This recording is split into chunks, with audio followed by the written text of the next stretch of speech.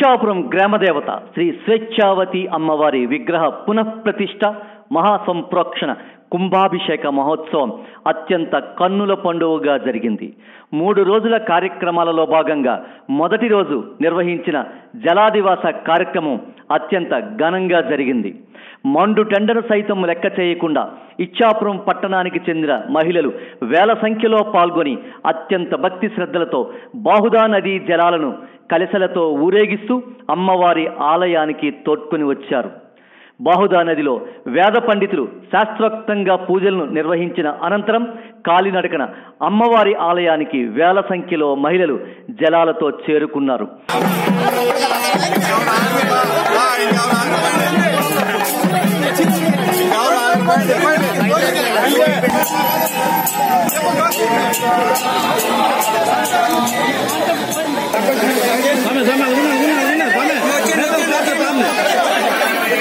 ఈ ఊరేగింపులో స్వేచ్ఛావతి అమ్మవారి నామస్మరణతో పట్టణం మార్మోగిపోయింది.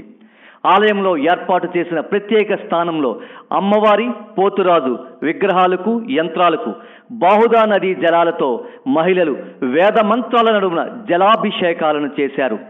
అమ్మవారి ఆలయానికి విరాళాల సేకరణకు లక్ష్మీ భాండాగారాన్ని ఏర్పాటు చేయగా భక్తులకు ఆరోగ్యపరమైన ఇబ్బందులు కలగకుండా అర్బన్ హెల్త్ సెంటర్ ఆధ్వర్యంలో వైద్య సిబ్బంది వైద్య సేవలు అందించారు. వేల సంఖ్యలో భక్తులకు, ప్రజలకు అన్న సంతర్పణ కార్యక్రమాన్ని ఘనంగా నిర్వహించారు. ఈ కార్యక్రమాలతో ఇచ్చాపురం పట్టణమంతా ఎటు చూసినా ఆధ్యాత్మిక వాతావరణం వెల్లి విరుస్తోంది.